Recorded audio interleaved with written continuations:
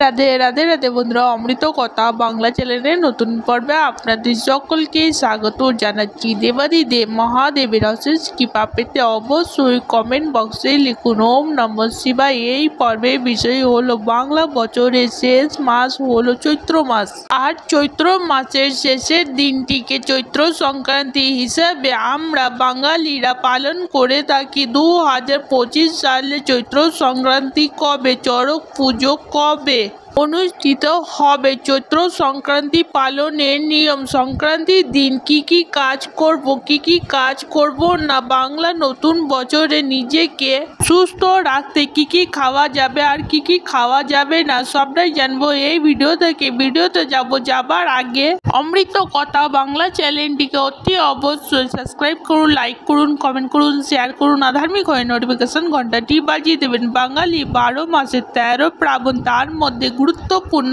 একটি উৎসব হলো নববর্ষ। বছরের শুরুতে যেমন উৎসব পালন করা হয়, সেই রকমই বছরের শেষের দিন অর্থাৎ চৈত্র সংক্রান্তির সঙ্গে জড়িয়ে রয়েছে নানা আচার ও অনুষ্ঠান। পুরো গ্রাম বাংলায় জমি বাড়ি খাজানার হিসেব নিকেশ চৈত্র সংক্রান্তির আগে সেরে ফেলা হতো। সারা বছর কে কত খাজানা জমা করেছে, কার কত খাজনা বাকি রয়েছে তা চৈত্র সংক্রান্তির মাধ্যমে চূড়ান্ত করা হতো। এরপর বৈশাখ মাসের প্রথম দিনে অর্থাৎ বাংলা নববর্ষ দিনে নতুন খাতায় সেই হিসাব তোলা হতো। এই প্রথার নাম হলো হাল খাতা উৎসব। চৈত্র মাসের শেষের দিনে পালন করা হতো একাধিক অনুষ্ঠান। চৈত্র সংক্রান্তি উৎসব আসলে বাঙালি ঐতিহ্য একটি বড় উদাহরণ। গ্রাম বাংলায় আদি দেবতা শিব মন্দিরকে ঘিরে চলে উৎসব। শিব সেখানে বুড়ো ঠাকুর বলা হয়। বুড়ো ঠাকুর বাড়িতে চৈত্র সংক্রান্তি 10-12 দিন আগে থেকে শুরু হয় উৎসবের পর্ব। এছাড়া চৈত্র সংক্রান্তিকে ঘিরে বাঙালির বাড়িতে নানা অনুষ্ঠান ও লোকাচার পালন করা হয়। অর্থাৎ চৈত্র সংক্রান্তির আগের দিন বাড়ি দোকান ঝুল ছেড়ে পরিষ্কার করে নিতে হয়। জামা কাপড় পর্দা চাদর ধুয়ে পরিষ্কার রাখ আগে থেকেই রয়েছে। চৈত্র সংক্রান্তি পালিত হয় আর এই অনুষ্ঠান সেটি হলো চড়কের পুজো।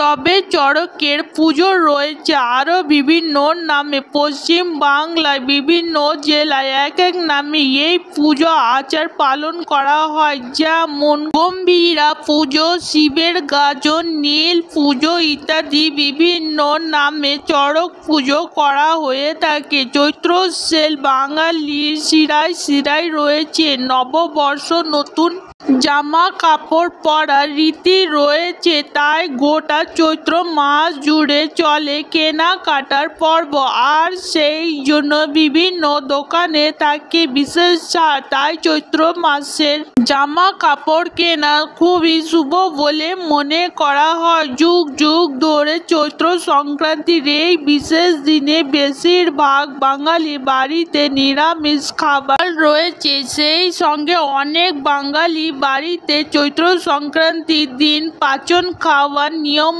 আছে। বিভিন্ন রকমের সবজি দিয়ে তৈরি হয় বিশেষ পদ, খুবই সুস্বাদু খেতে। চৈত্র সংক্রান্তি যেমন শিবের পুজো করা হয়, চৈত্র সংক্রান্তির দিন আরও একটি পুজো করা হয়ে থাকে, সেটি হলো ঝাড়া পুজো।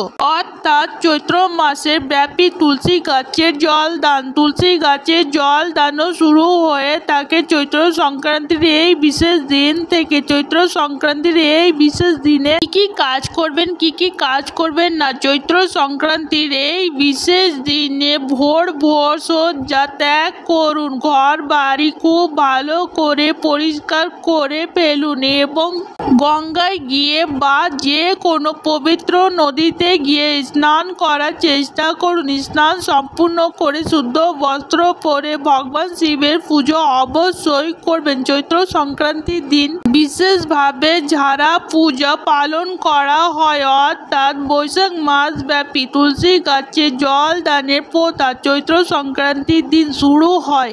এই দিন তুলসী গাছের পুজো করতে হয়। তুলসী গাছের ওপরে একটি মাটির ঘট বাঁধতে হয়, সেই ঘটে জল দিতে হবে এবং ছাতু, গুড় এবং শসা দিয়ে তুলসী গাছের পুজো করতে হবে। চৈত্র মাসের শেষের দিন অবশ্যই ভগবান শ্রী হরি বিষ্ণু মাতা লক্ষ্মীর পুজো অবশ্যই করবেন। চৈত্র মাসে বাংলায় ধন্য লক্ষ্মী পুজো অনুষ্ঠিত হয়, যার সমাপন ঘটে চৈত্র সংক্রান্তির দিন। তাই অবশ্যই এই দিন মাতা লক্ষ্মী দেবীর পুজো করবেন। চৈত্র সংক্রান্তির এই বিশেষ দিনে আমিষ ভোজন রান্না করবেন না, আমিষ আহার রান্না করবেন না। এই দিন ঘর বাড়ি ভালো করে পরিষ্কার করে রাখবেন। এই দিন কারোর সঙ্গে ঝগড়া অশান্তি করবেন না এবং বাড়ি থেকে ছেঁড়া ফাটা জামা কাপড়, ভাঙ্গা জিনিসপত্র বিদায় করবেন। বাড়িতে এই জিনিসগুলো রেখে দেবেন না। 2025 সালে 1431 বঙ্গাব্দে চৈত্র সংক্রান্তি 14 এপ্রিল 2025, বাংলা 31 চৈত্র 1431 সোমবার মহাবিষু সংক্রান্তি। তীর্থ স্নান দান আদি প্রদোষে সন্ধ্যা 5:54 পর থেকে সন্ধ্যা 7:30 মধ্যে শ্রী শ্রী সত্যনারায়ণের পুজো ও ব্রত। গোস্বামী মতে শ্রী শ্রী কেশব ব্রত আরম্ভ বৈশাখ মাস ব্যাপী। শ্রী শ্রী চড়ক পুজো, জল ফল অন্ন দান, সংক্রান্তি ব্রত, ধর্মঘট ব্রত, শিব নারায়ণের অশ্বত্থ ও তুলসী বৃক্ষা দিতে জল ধারা দান। চৈত্র সংক্রান্তির এই বিশেষ দিনে দান অবশ্যই করবেন। এই দিন জলপূর্ণ মাটির কলস, ছাতু, গুড়, ফল, চাতা, পাদুকা দান করলে বিশেষ পুণ্য অর্জন করা যায়। চৈত্র সংক্রান্তির দিনে কি কি খাওয়া যাবে আর কি কি খাওয়া যাবে না? ছাতু, চিড়ে, দই, গুড়, শসা, বেল, তরমুজ, কলা, এই সব জিনিস অবশ্যই খেতে হবে চৈত্র সংক্রান্তির দিন। পূর্ববঙ্গীয়দের পাচন খাওয়ার রীতি রয়েছে। চৈত্র সংক্রান্তির সঙ্গে নানা আচার জড়িয়ে রয়েছে। এই দিন বেশিরভাগ বাঙালি বাড়িতে পাচন তৈরি একটি রীতি রয়েছে। টক, ঝাল, নোনতা, মিষ্টি, তেতো সব রকমের স্বাদ মিলিয়ে তৈরি হয় ঐতিহ্যবাহী এই খাবার।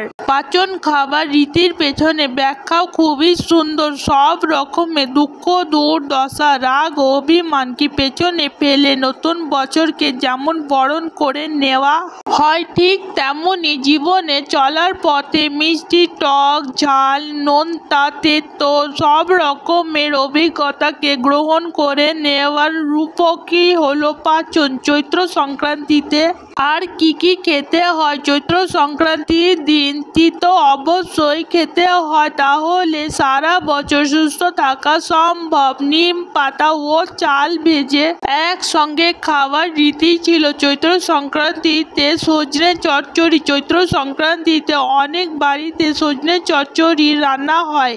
ইঁচড়ের তরকারি। চৈত্র সংক্রান্তিতে আরও একটি উল্লেখযোগ্য খাবারই হলো ইঁচড়ের তরকারি। গ্রাম গৃহিণীরা এদিন ঘিমা শাক ও বেগুন দিয়ে রান্না করেন ডাল। চৈত্র সংক্রান্তির অন্যতম খাবার এটি। এই উৎসব সবথেকে বেশি প্রচলিত খাবার। এছাড়া নারকেল নাড়ু। এই দিন অনেক বাড়িতে নারকেল নাড়ু বানানো হয়। আজকের পর্ব এখানেই সমাপ্ত হলো। অমৃত কথা বাংলা চ্যানেলের সঙ্গে থাকার জন্য আপনাদের অনেক অনেক ধন্যবাদ। রাধে রাধে।